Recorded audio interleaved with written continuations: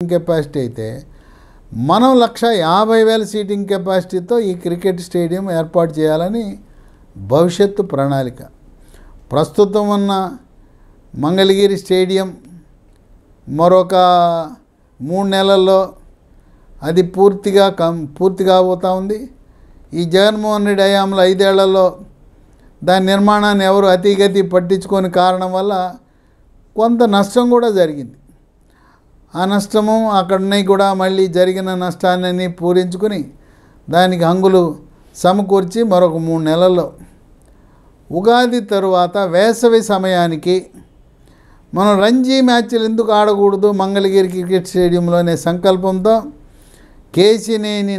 చిన్ని ఆయన team Andhra cricket association ఉత్సాహంగా ఉల్లాసంగా పరుగులు తీస్తూ ఈ క్రికెట్ని ఆంధ్రప్రదేశ్ రాష్ట్రాన్ని ప్రపంచ పటంలో